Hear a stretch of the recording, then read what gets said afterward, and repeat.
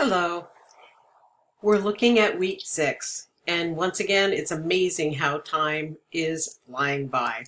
So you see here that you are looking at chapter 16 and 17, and you will also be looking in your Essential Guide to Public Speaking book at the first 3 chapters. I do have several PowerPoints that are available for you as resources this week.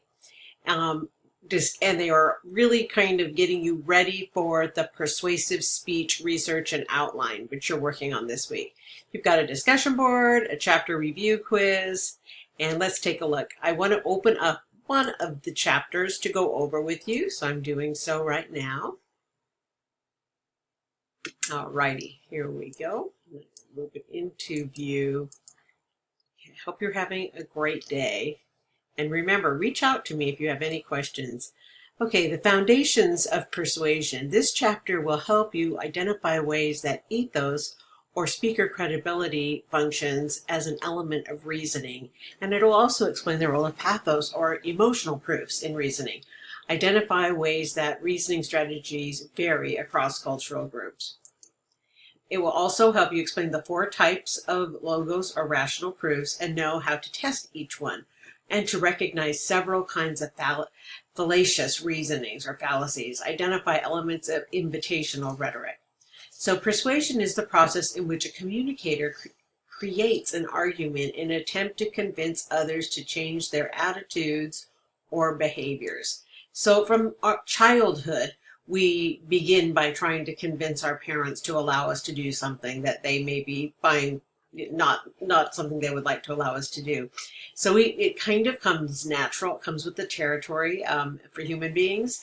However, there are definite ways that it can be more effective.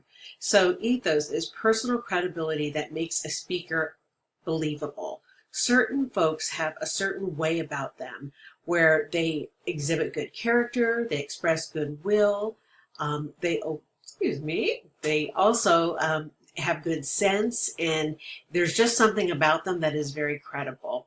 So persuasion is the process in which a communicator attempts to create an argument in an attempt to convince others to change their attitudes or behaviors. I wanted to come back onto that one for a moment because it is much easier to get someone to change their attitude or opinion or behavior if the person giving the speech or the talk or the pitch or whatever it might be exhibits good character, goodwill, and good sense.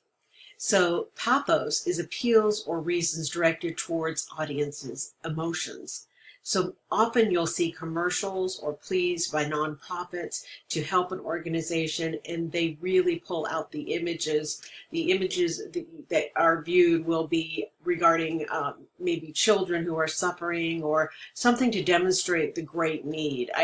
Personally, I think of watching a movie on cable and a picture comes on that it shows pets that are in great need and suffering. And that to me, as well as small children, those things really do tug at our emotions. So pathos defines those type of appeals.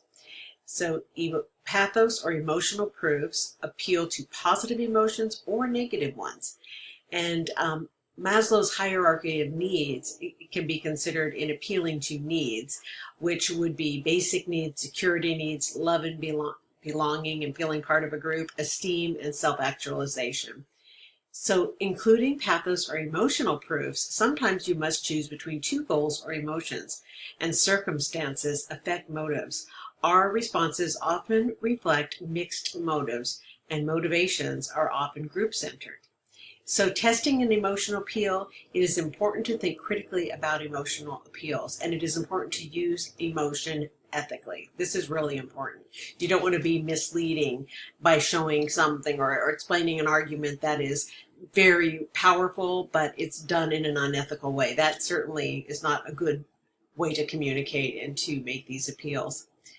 So logic, this is really one that you see so often, is just inductively, deductively, and casually reasoning. So this slide, and you have these slides posted in the weekly folder, show you the types of fallacies that are out there and that are used very often. So an unsupported assertion, ad populum or bandwagon, saying everyone's doing this. Ad hominem, a personal attack, literally against the person. A false analogy, just comparing two things that are not really comparable. And faulty generalizations, also slippery slope. So you can read through those. Invitational rhetoric is inviting audiences to enter and understand your world and share your perspective. So this is when you kind of set the stage and paint the picture and bring them into your world so they can understand what your view. And then this also helps them to relate to what you're discussing because they can see it from your perspective. So I'm going to wrap up and go back to the weekly folder, but I felt this slide is really important, especially when looking at what you're doing this week, which is preparing your outline for a persuasive speech. A persuasive speech, I suggest you choose a topic that is something you have a great interest in or a great passion for, because that makes it all more meaningful for you. And the instructions for that persuasive speech outline are right here, and your discussion board instructions are here, and then you'll have, of course, a chapter review quiz. So with this said, you are really in the last few weeks of the course, and what I suggest students do in all of my classes at this time is to take a look at week 7 and week 8, kind of make a list for yourself so that you can work ahead to finish things up smoothly, and reach out if you have any questions about what's coming up and what's expected. Also, I do want to say that I am the chair of Arts and Sciences, and we actually, in the Arts and Sciences department, have a master's in comm and a master's in public relations. And should you ever want more information about those master's degrees, please reach out to me, or about careers in communication and PR, because I really do know a lot of people who have been successful at landing those kind of jobs. I've worked in that industry. I'm in the PRSA organization, which is Public Relations Society of America, and I love sharing and talking with students about these things. So do feel free to reach out to me. So that's it. Have a great week, and I'm here to help or to pray for you should you have any prayer requests.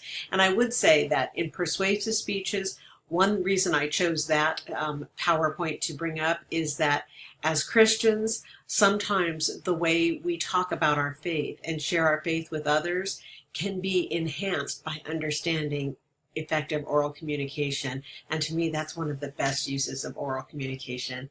So God bless, and I'll talk to you again soon. Thanks.